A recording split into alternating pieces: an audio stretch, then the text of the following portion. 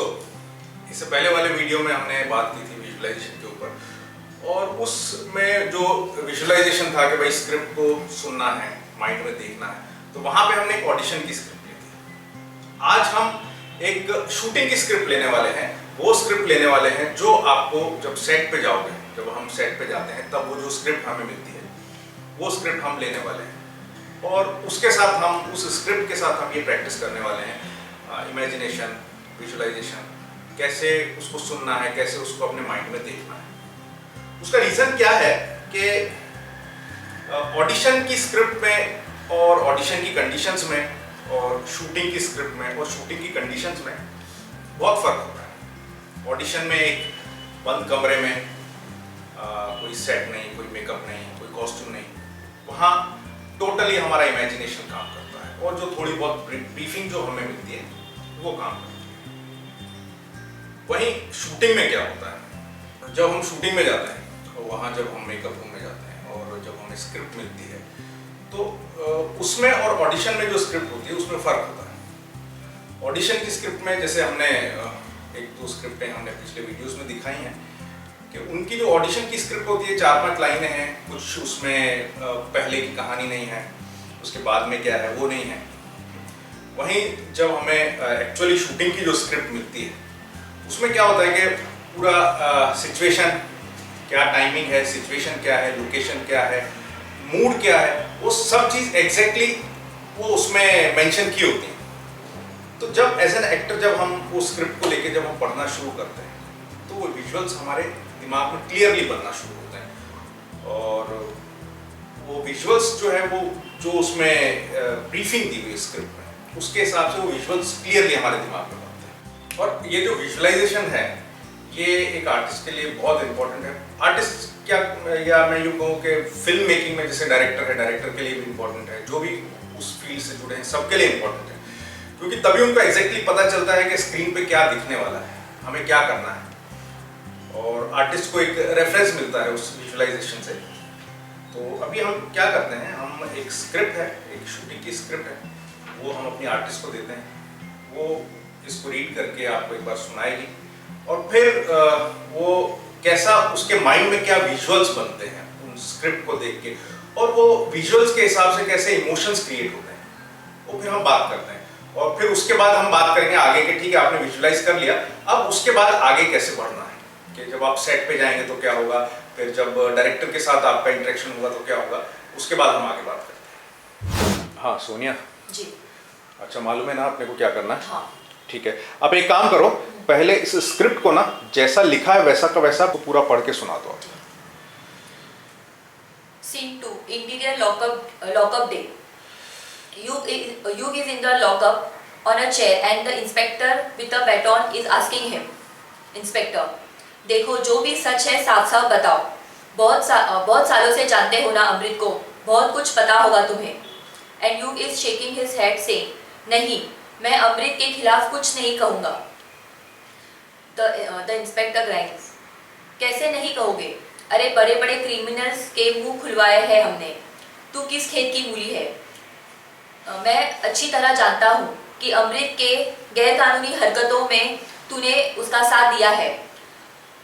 सच नहीं बताओगे तो ये अटेम्प्ट टू मर्डर में तेरा भी नाम दर्ज कर दूंगा उसके साथ। You looks up differently. मैंने किसी का खून नहीं किया है, ना किसी पर गोली चलाई है। मैं उसके साजिशों में सिर्फ इसलिए शामिल था क्योंकि मैं उसके प्यार में पागल हूँ। मैं ऐसा कुछ नहीं बोलूँगा जिससे वो मुसीबत में आ जाए। आपको जो करना है सो करो। He gets a slap। जी। तो ये स्क्रिप्ट आपने पढ़ी, हमारी ऑडियंस ने भी सुनी। अब विजुअली आपको क्या दिख रहा है उस सीन में, वो आप एक बार ऑडियंस को बता दो। ये सीन 2 है, इंटीरियर लॉकअप डे, मतलब दिन का शूट है और लॉकअप का सीन है। तो ये जो कैरेक्टर है युग, वो लॉकअप में बैठा हुआ है चेयर में, उसे मतलब काफी मारा पीटा है, टॉर्चर किया गया है, काफी टॉर्चर किया है, तो वो एकदम बेहाल ऐसे बैठा। कैसा दिख रहा है आपको? फील आप बैठ के बताओ कैसा लग रहा है? कैसा वो ऐसे करके बैठा हुआ है। हाँ, मतलब क्योंकि उसको बहुत मारा पीटा है, तो मतलब निशान है उसके फेस पे, तो काफी बेहाल है एकदम, ठीक है, ऐसे बैठा हुआ है।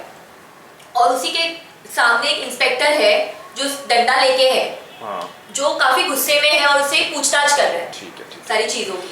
हाँ तो वो उसे पूछता है कि जैसे साफ साफ बता कि तुझे कुछ पता है तो बता, कि मुझे मालूम है तुझे मालूम है इसके बारे में। हाँ हाँ तो वो अपना ऐसे ही सर हिलाता है और मन ही मन में बोलता है कि जैसे नहीं बताऊंगा, हाँ नहीं बताऊंगा। और ये चीज तो खैर ये वॉइस ओवर चीज़, में, हाँ, ये तो वॉइस ओवर में जाने वाला है, जी, वो जी। सर हिला रहा है और पीछे वॉइस ओवर में जी, जाएगा। जी, बिल्कुल। ठीक है, उसके और आगे फिर उसके बाद में इंस्पेक्टर जो है काफी गुस्से में होता है कि मतलब वो बता नहीं रहा, कुछ भी बता नहीं रहा। हाँ फ्रस्ट्रेट हो जाता है, बता नहीं रहा तो और फ्रस्ट्रेट हो जाता है। फ्रस्ट्रेशन में वो बोलता है कि तेरे जैसे को तो मैंने बहुत देखा है, सच सच बता, अदरवाइज जो केस है ना मैं तेरे पर भी डालूंगा। हाँ अटेम्प्ट टू मर्डर का केस, का जो है तू अगर नहीं पता है तो तेरे पर डाल दूंगा। हाँ तो वो जो क्या बोलता है कि तो युग थोड़ा सा बेहाल है वो, क्योंकि वो उसने कुछ किया नहीं है, बट किसी को जो ये है, बट फिर भी वो नहीं बताता है, फिर भी वो नहीं बताता है और किसी को उसको बचाना है, अमृत को बचाना है, अमृत क्योंकि को उससे प्यार बचाना है। करता है। हाँ, तो प्यार उस चक्कर में वो बोलता है कि तुमको जो करना है करो, मैं नहीं बताऊंगा। बताऊंगा। तो इंस्पेक्टर जो है छिड़के उसको ऐसे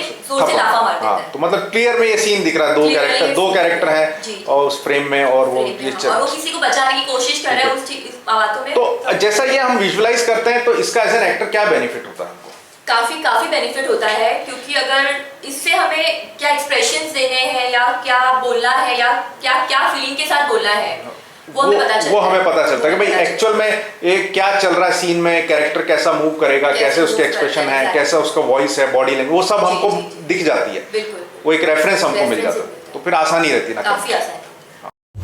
तो ये अभी आपने देखा कि हमारी आर्टिस्ट ने एक छोटा सा सीन था, ये एक एग्जांपल दिया विजुअलाइजेशन का, कैसे उसने विजुअलाइज किया, एक चीज़ उसने कैसे माइंड में इमेजिन की, क्योंकि वो विजुअलाइज करने के बाद वो एक रेफरेंस मिलता है, हमें पता चलता है एग्जैक्टली हमें करना क्या है। और ये एक एक्टर के लिए, डायरेक्टर के लिए, जो भी क्रिएटिव लोग हैं उन सब के लिए विजुअलाइजेशन जो है एक बेसिक की फैक्टर है।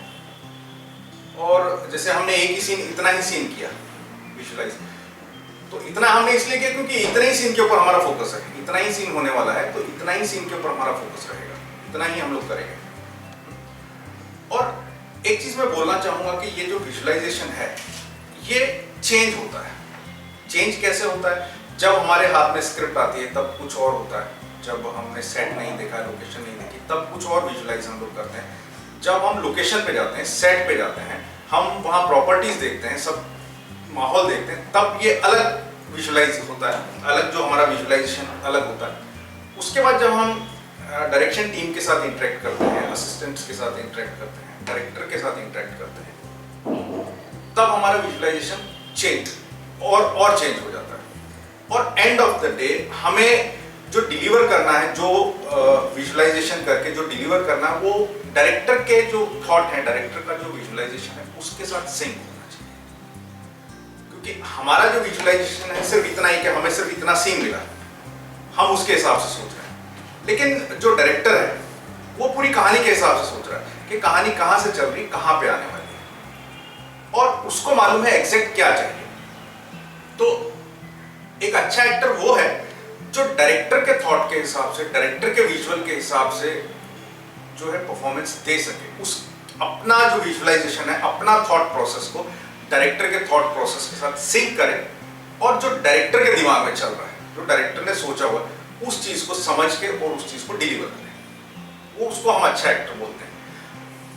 क्योंकि क्या होता है, आपने देखा होगा कि एक महसूस किया होगा इस चीज को, बहुत सारे स्टैंड अप कॉमेडियन हैं, मिमिक्री आर्टिस्ट हैं, वो लोग अच्छे एक्टर नहीं बन पाते। आप इस चीज को बहुत सारे एग्जांपल आपको मिल जाएंगे कि बहुत कॉमेडी में, स्टैंड अप कॉमेडी में बहुत बड़े बड़े नेम फेम कमाया, बहुत बड़ा नाम कमाया, बट एज एन एक्टर वो नहीं सक्सेस होता। उसका सबसे बड़ा रीजन क्या है कि उनका कंटेंट अपना होता है, उनका थॉट अपना होता है, उनका विजुअलाइजेशन अपना होता है, और उसी चीज को वो लोग डिलीवर करते हैं, और उसी चीज में उनका नाम, शोहरत वो लोग कमा लेते हैं, और उस चीज से वो बाहर नहीं निकल पाते। जब एज एन एक्टर उनको कास्ट किया जाता है तो वो जो अपना जो कैरेक्टर है उसको नहीं छोड़ पाते, डायरेक्टर के थॉट के साथ सिंक नहीं हो पाते, इस वजह से उन लोगों के साथ काम करने में प्रॉब्लम होती है। तो एज एन एक्टर ये रीजन है कि जो स्टैंड अप कॉमेडियन कॉमेडियन है, मिमिक्री आर्टिस्ट है, as an actor normally success नहीं होते, बहुत कम चांसेस हैं जो कोई स्टैंड अप कॉमेडियन या mimicry artist as an actor success हुआ हो। तो एंड में जो है मैं यही कहना चाहूँगा कि विजुअलाइजेशन मोस्ट इम्पॉर्टेंट फैक्टर है एक एक्टर के लिए। आपको विजुअलाइज करना है और उस विजुअलाइजेशन को डायरेक्टर के विजुअलाइजेशन के साथ सिंक करना है और डायरेक्टर के दिमाग में क्या चल रहा है वो आपको डिलीवर करना है। अगर आप ये कर लेते हैं तो एज एन एक्टर आप सक्सेस हैं। और इसके लिए आपको क्या करना है कि आप स्क्रिप्ट्स लीजिए, नाटक लीजिए, कहानी लीजिए, उनको पढ़ना शुरू कीजिए और पढ़ने के बाद अपने माइंड में उनकी फिल्म बनाइए, उनके विजुअल बनाइए। कौन सा कैरेक्टर कैसे चलता है, कैसे बोलता है, कैसे उसके हाव भाव, वो माइंड में इमेजिन कीजिए और फिर उनको आप इमिटेट करने की, उनको परफॉर्म करने की कोशिश कीजिए। अगर आप इस तरह से करेंगे तो एज एन एक्टर आपको बहुत बहुत बेनिफिट